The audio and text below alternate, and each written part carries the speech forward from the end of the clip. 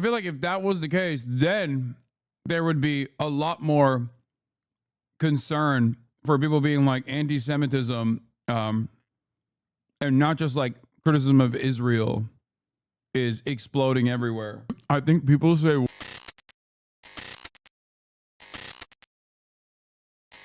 got to talk about the fact that New York is becoming a communist Bolshevik town. It's incredible. Yeah. I'm sorry. I've lived in New York. At least these dumb fucks didn't realize the Meta is saying Islamo-communism. They haven't done that. Like, because that's the meta in... That is the meta in... Islamo-leftism is the meta in European countries.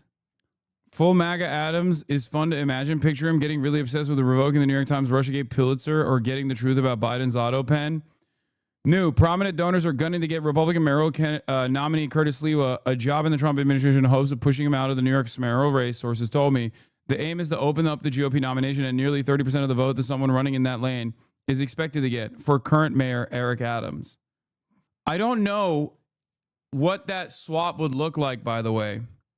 Because if he runs straight Republican ticket to get the Republican auto votes, okay, then I think he loses a big chunk of the black voter base that he had, which, by the way, that number is also diminished no matter what people try to tell me. He's going to lose the perma-Democrat voters that would have voted for him. But then again, I also don't know if you can even run on the Republican ticket.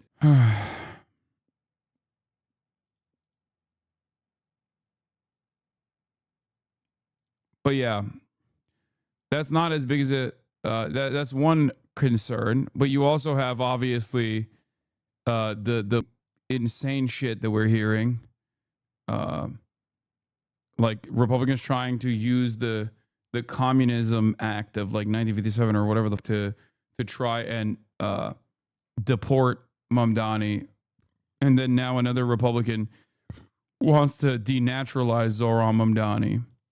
For 50 years and only recently moved to Connecticut and New York City for 17. I can't believe they've done this. How did we go from Giuliani, Bloomberg, crossover de Blasio and Adams to a socialist who now is very likely to win because anybody who gets the Democratic nomination wins. Now, it's true, some people will organize against him. Some New York business leaders are very scared. Some Jews in New York are very scared that this guy who defended globalized the Intifada recently on a podcast at the Dispatch is their next likely mayor. So they could potentially organize now in a way they didn't before the primary to stop him. But if you had to put money on it, you'd have to put it on this guy becoming the next mayor. What does this say about New York and our country? Well, a lot. And I'm going to push the envelope a little bit, Megan, so you have to push back at any time. So I think it's very you're in trouble. I saw you're in trouble with Jessica Tarlov of Fox News on the internet. Well, yeah, I'm going to say it here on air because I don't hide from my opinions. But yes, and you can push back and disagree, and I'll give all the proper caveats, which of course I believe in. But yes, the socialism part is very important. I mean, he has like some of the dumbest ideas imaginable, which we're going to have city-run grocery stores. Yeah, that works really well in Cuba. Bring back bread lines, right? Mamdani 2025. And obviously he wants to tax the rich. He wants to take more money away from people. All that's super bad. He wants to defund the police. He's on the record saying defund the police. He wants to send social workers instead of cops. But like, we need to also understand, and we have to be very delicate how we talk about this, and I'll give all the proper caveats, right? Not every Muslim is bad. A lot of Muslims are really decent and good people. My primary care doctor is actually Muslim. I've endorsed someone running for office as a Muslim, Zuhdi Jasser here in Arizona. So we all know individually good Muslims. But we also must kind of take pause and say, wait a second. The two financial power centers of the West are obviously London and New York. And are we really going to have two Muslim mayors of the major financial power centers of the West? Like, let's just take a pause and take a step back and like, what does that say and what does that mean? And people say, well, it's irrelevant that he's Muslim. Well, you said it best. He wants to globalize the Intifada. And by the way, that just means globalized terrorism. He is the first mayoral candidate of any significance to say that he supports sanctions of Israel. I want you to understand that. That is America's most Jewish city, New York, and he wants to sanction Israel. and we're not allowed to mention that he's also Muslim. Like, I'm sorry, like that actually matters a lot. And he should be put on the record and ask questions about not just his faith, but also, do you think that it's good that we're continually importing hundreds of thousands of people that don't import our values? And you look at Ilhan Omar. Is Ilhan Omar a good example of someone that has pride and patriotism and gratitude for our country? It's not a good track record so far. And from Mamdani, you're seeing someone that has resentment-driven politics, super bad economics, terrible economics. But dare I also say, a radical cultural orthodoxy that is going to be introduced into America's largest city. One that will not make it a safe place for Jews, not a safe place increasingly, I think, for Western values and potentially Christians. And to say that you are in favor of boycotting, divesting, and sanctioning Israel in America's most Jewish city, and it's just a coincidence that that guy happens to be Muslim, yeah, I think that's complete rubbish. And final point I'll say is this, is that London is a captured city.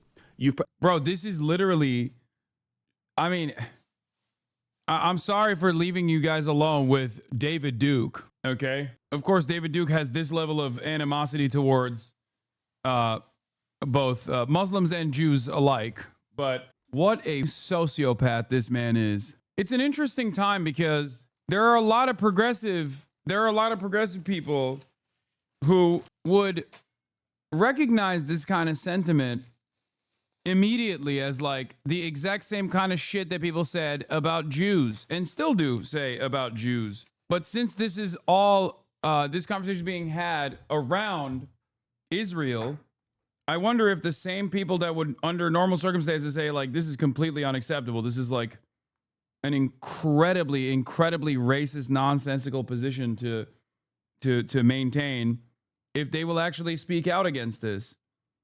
So far, not so good. So far, I haven't heard much. I don't know if you've been there recently, Megan, but awful. It is a husk of its former self. It is terrible. And I don't like the fact that I go to Piccadilly Square and I see more Arabic than I see English, that I see more stores that are Yemen, Omani, Saudi Arabian. That is a conquered and a captured country. And Mamdani has to run on his own merits. He's his own individual person. But he has not given any indication that he is anything but a radical socialist and someone that is trying to continue the Mohammedan march in the West. Individual Muslims can be great members of American society. We all know them. But in the macro, in the big picture. Bro, it is this is worse than post 9/11 racism.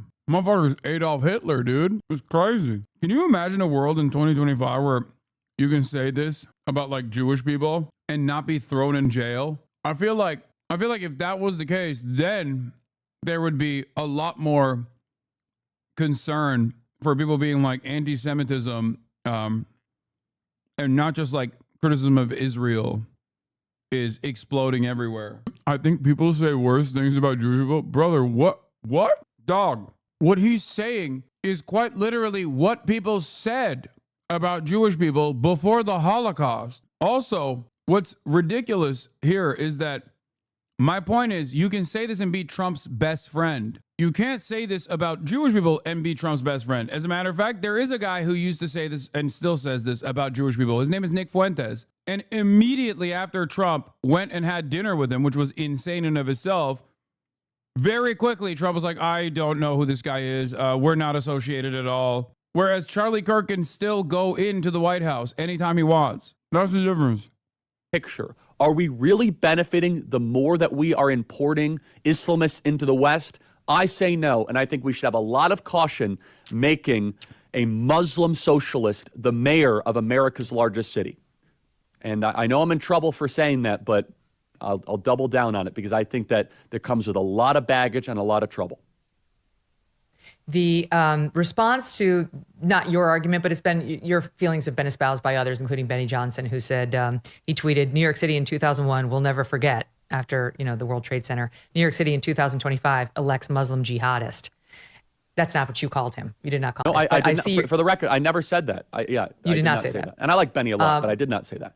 Yeah, but here's how Ryan James Gordowski responded to Benny. He says it's a low IQ hot take.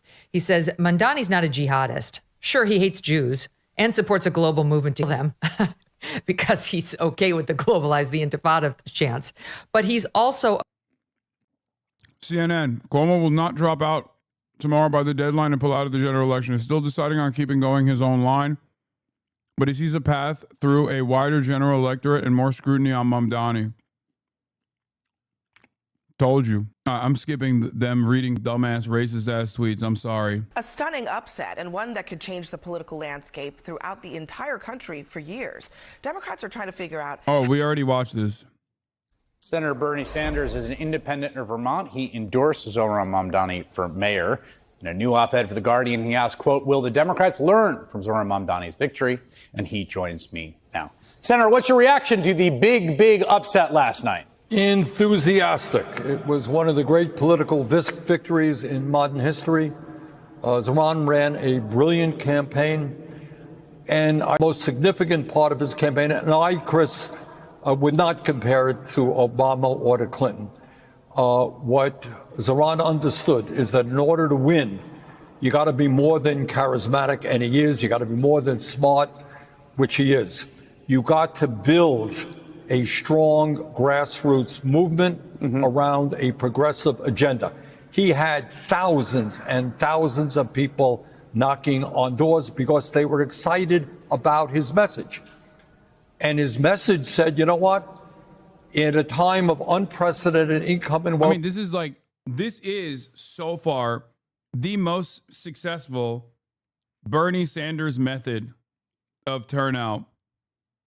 Not even, I mean, this is it. Like, this was what Bernie unfortunately failed to do in the primaries of the Democratic presidential race. Inequality, yeah. We are going to ask the richest people in New York City to stop paying their fair share of taxes. So among other things, we can address the major crisis facing New York and America, by the way. Ranked choice voting enables this in every district. It deletes the wasted votes fantasy. That too. But remember, first past the post, he would have won anyway. I mean, he got the he got the plurality of votes, or winner take all. Sorry. But you're right. Ranked choice is superior. Is soaring housing costs. They're going to freeze rent at a time when families can't afford decent quality food. He's talking about helping to create publicly funded grocery stores so that kids can get food that's affordable, making buses free. He's giving people a positive agenda, not just going after Trump, but giving something that people can believe in, an analysis which reflects their reality. So I thought it was a great campaign, and I look forward to continue to work with him. You know, one thing I think is that I'm curious what you think of this theory. I think one thing that happens in campaigns is people get risk averse the more sort of backing they have, and so they don't want to screw it up. And the more that you're coming from a position of like, no one expects you to win, it does also give you latitude to actually go out and try stuff. Like, even whether that's a new idea, is like, we're going to try publicly funded grocery stores. Like, no one else is saying that. But I do think there's an appetite for risk or trying new things that was so palpable in this campaign that seems to me also really important. But it's not just, he sat up at night, I think, this is, a risky idea, but we'll do it. No, right. I think he is prepared. And this is the point.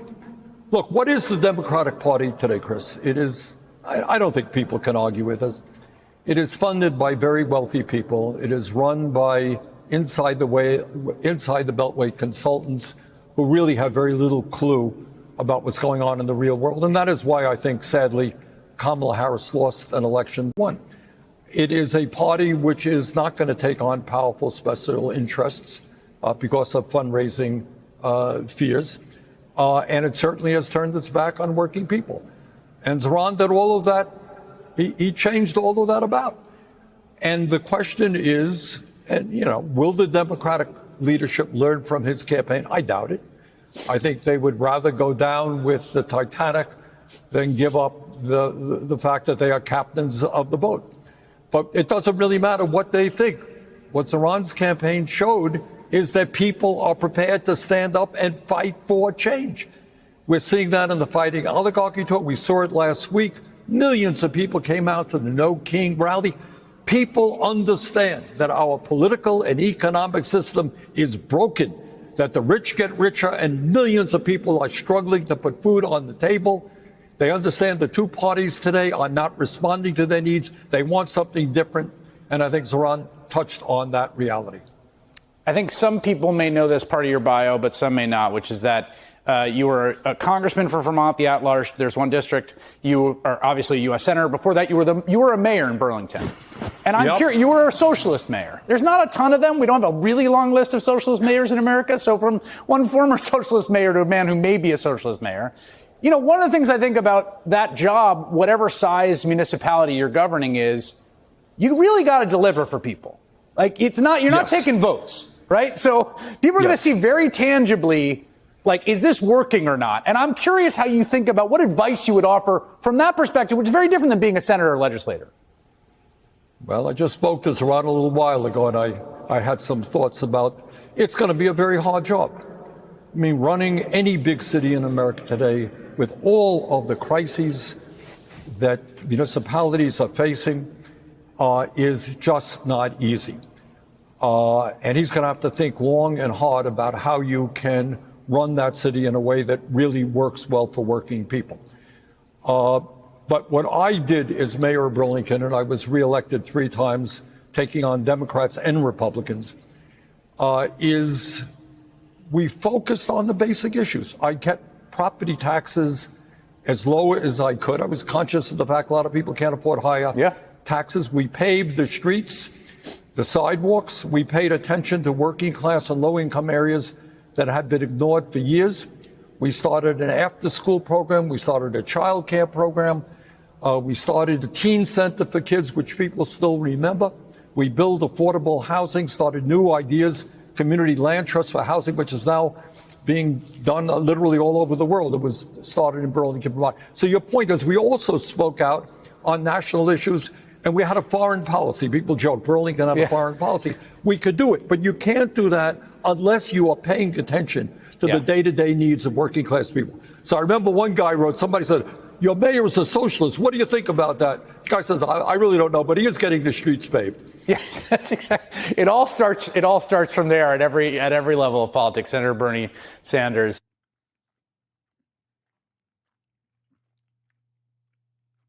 New York. Why do they say socialist? I don't think Zohran's looking to give the means of protection to the workers. Do you think Zohran has the power to do that? As the mayor of New York? No? Okay, well, now you understand why. It's no different than when people yell at me. They're like, you claim to be a socialist, and yet you are living under a capitalist organization of the economy and thriving, as a matter of fact. It's like, yeah, dude. Wondering why they don't say social democrat? Because he's not. He doesn't self-identify as a social democrat. He self-identifies as a socialist. I advocate for modest social democratic reforms in election cycles. That doesn't mean I'm not a socialist. You know what I mean? Sometimes you got to take what you can take. Take what you can get. No, him saying that doesn't change anything. I know he's a socialist. I agree with this as well. Can it be done tomorrow by a mayor of New York? No. New York City's surprise has Republicans and Democrats nationwide scratching their head and talking all kinds of trash today. New York State Assemblyman Zohran Mamdani, declared victory over Andrew Cuomo in the Democratic primary for mayor. NBC News has not yet called this race, but Cuomo conceded after Mamdani emerged with a commanding lead. Mamdani's apparent win comes after an energized campaign that centered on the cost of living. Each of us dreams of a New York that is more hopeful and affordable for all. And we have worked hard for our dream. Republicans like New York Congressman Mike Lawler are already trying to make Mamdani a sort of a poster child, if you will, as a Democratic socialist for the Democratic Party. But as a political analyst and friend of the show, Tim Miller notes, one municipal primary will not make or break the revolution. save some ammo for 2027. Joining us now is MSNBC political analyst Basil Smikle. He's a professor of practice at the School of Professional Studies at Columbia University. Very important title. And he is the former executive director of the New York State Democratic Party. Welcome, Basil. Basil, I've got my thoughts, but let's hear yours. What do you think? Man, listen, this was, so first of all, I think that the signs were there. Simone Sanders, former Bernie Sanders spokeswoman. Now, and then, of course, later on, Joseph Robinette, spokeswoman, and a major opponent of any sort of modest social change and modest economic change. Let's see what she has to say. There. Early on in the cycle, he had raised a tremendous amount of money from a large swath of New Yorkers, a lot of diverse New Yorkers. So there were signs that he would have this really good breadth of support throughout the city. But I would tell you, my sort of gut reaction is that he did something that you want campaigns to do, which is create a movement around a candidacy. And that's what he did. He talked about not necessarily being the Democrats being the anti-Trump party, but in addition to being against something, we need to be for something more. And I think that kind of language, that kind of engagement, that energy, he's 20 years younger than me. And I'm not old by any means, at least I don't think I am. And so it just represents a fresh face and a repudiation, I would say, of the Democratic establishment. He's got work to do, no question about it. After the defeat of Kamala Harris, virtually every single outlet came to me and asked numerous questions to conduct an autopsy on what had taken place. They said, what are some of the things that you warned against that became true? Why do you think the Democratic Party lost? Are you the Joe Rogan of the left? Things like that. And one of the things, or not even one of the things, but a lot of the things that I just mentioned, Zohran Mamdani did. Not listening to my advice, by the way, like he was also organically there. I said, explain to people earnestly and prove to them that you will fight for them. The people want a fighter. The people are sick and tired of business as usual politics. They're sick and tired of these institutions that clearly are not doing right by them. Any guy that is definable by selected few tangible policy positions that will immediately improve people's economic issues will be able to win every election. Zohran is proof of this, faced with insurmountable challenges as a brown Muslim socialist going up against, in a closed Democratic primary in a place like New York, going up against a incredibly well-recognized Andrew Cuomo, still defeated him handily. And the reason why he was able to do so was because his message was clear. His message was clear. There were issues in New York, and he was willing to fight for New Yorkers and solve those issues. My advice here isn't even like something new or insane or something people previously hadn't even thought of. My advice is the most basic advice of all time. The problem is Democrats refuse to hear it. Abide by the basic principle of democracy. Represent the interests of your voters, listen to their demands, and advocate to alleviate some of the economic pressures that they experience.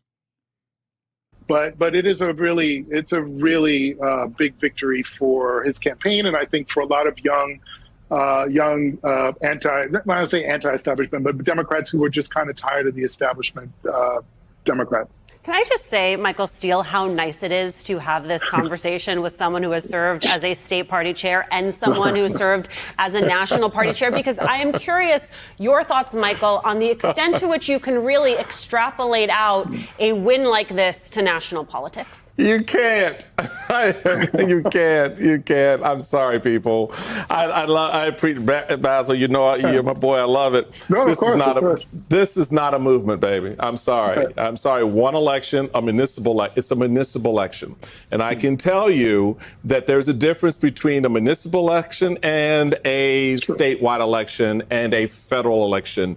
Voters, there are different voters in each of those buckets.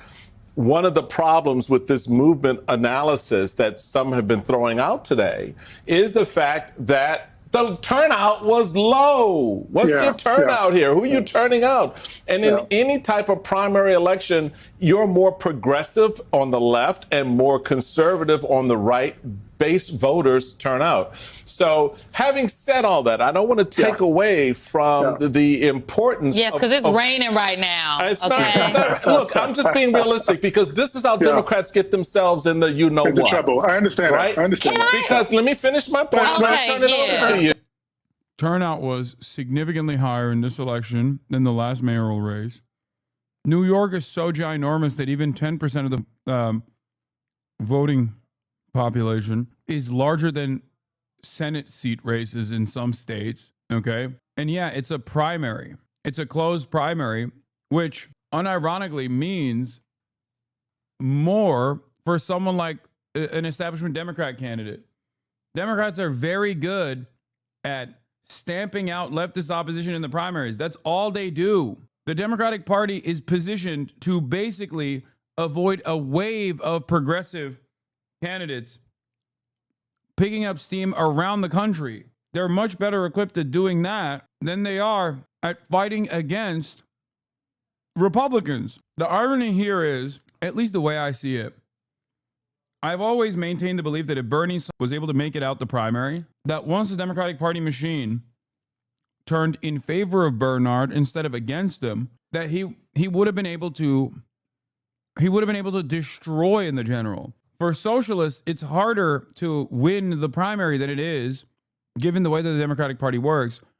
It's harder for socialists and more radical anti-establishment candidates to win the primaries than it is to win generals. That is precisely the fucking reason why. That's precisely the reason why, like, even Republicans will make statements like Donald Trump, the most successful Republican in our lifetime, at least now, like the most popular Republican, I would say. I mean, a person who is a movement leader, right? Like a person that redefined American politics single-handedly. A big part of his appeal is that he has a lot of populist sentiment.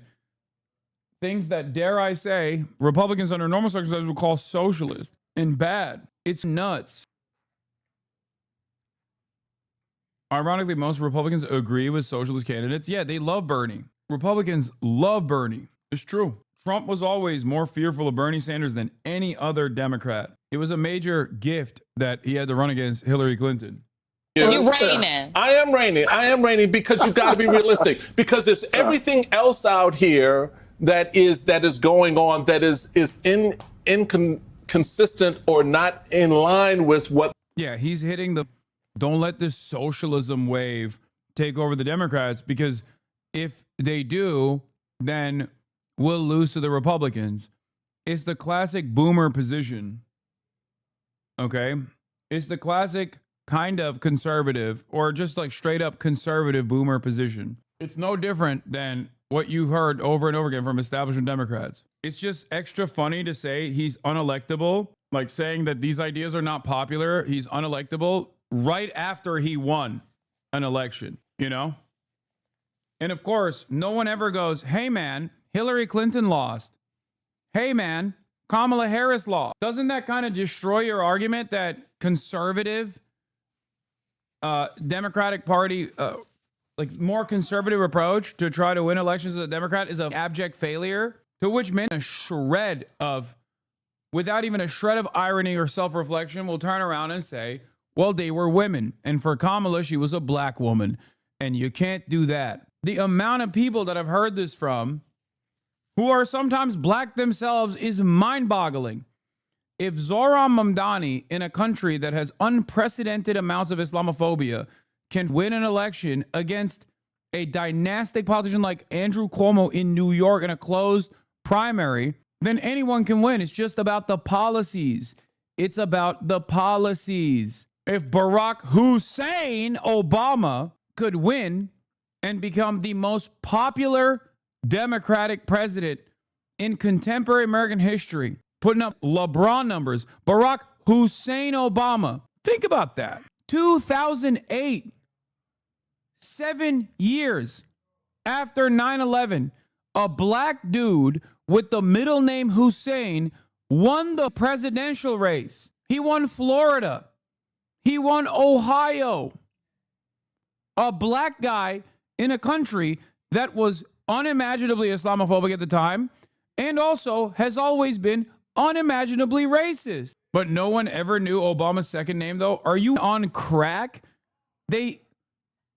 Hillary Clinton in the primaries in 2007 literally released images of him wearing like a turban to the media to really beef up the idea that he was actually a secret Muslim plant. John McCain famously was asked, like, why are you not saying that Obama is a Muslim Arab? To which John McCain famously replied to, he's not an Arab. He's a good person, which was hilarious. Like he said, you know, if he's an Arab, he's bad. Everybody knew what his fucking middle name was. What are you, crazy? What? We already watched this. Why are you sending this? Oh, Ethan Klein is literally suing the Donald. Abby Martin is aware of Ethan Klein's shenanigans. Is crazy. This election is purportedly saying. So I think you need to keep that perspective. I'm not taking away from what happened here. You can build on this.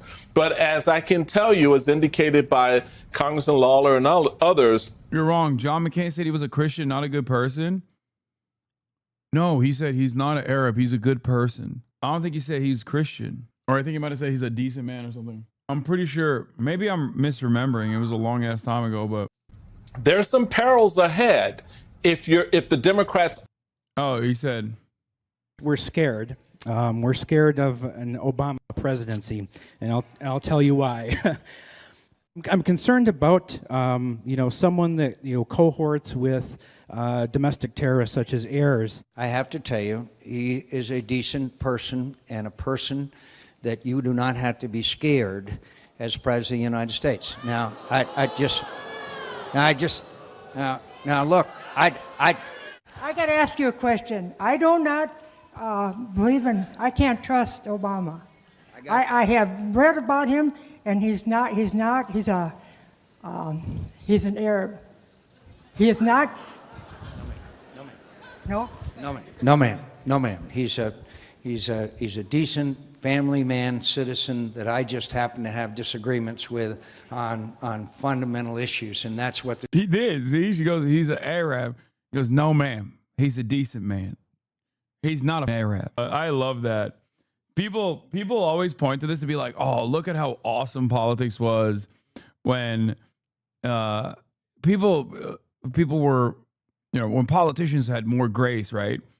And it's really funny because this dipshit was literally singing bomb, bomb, bomb, bomb, bomb, Iran, okay, which Donald Trump famously also posted on his Truth Social recently. And if you know, nothing has fucking changed about the Republican electorate. They died. Everyone in this photo is now dead. And they've been replaced by their disgusting, filthy children who have the exact same opinions. Literally, the exact same opinions, if not worse. God damn, dude. This campaign is all about. He's not. Thank you. Aren't prepared to package this win in a way in that it doesn't become an anchor around their collective ankle. So, what do you? This guy's terrified. He's terrified that socialism might take root in the Democratic Party and they might actually fucking win races. So what you're saying is this too is Iran's fault, right? Yeah, of course, everything is Iran's fault. I actually agree with all of those points. Not because, and I think, look, this was an important race, and I do. Zohran is literally a man who libs claiming Obama was, and look at what he's getting. So what's the difference, Law? Skip this shit. These people have 1/10 of your audience. Yo, that's crazy. That's crazy to fucking dookie on MSNBC like that, even though it's true. Even though you're literally right. You shouldn't say it. You know what I mean? That's still kind of fucked up. He said no free clout to MSNBC. I do think he created a movement around his candidacy. But that's why I made the point that the work doesn't stop there. He didn't get a lot of African-American votes. And that's a problem. That's why, that's one of the first things he's going to have to do is actually go out and engage those communities a lot more than he had before. And you're absolutely right. There is a lot of work that needs to be done in other cities and in other states, especially in the fact that we have a gubernatorial race next year and 2026 and New York Democratic primaries for statewide office. A lot of what happens in New York City dictates how those primaries go. Mm-hmm. So the city is going to pull her to the left. That is Governor Hochul, and that's going to create a lot of attacks from the right. That does not mean that it's impossible to get over that hump.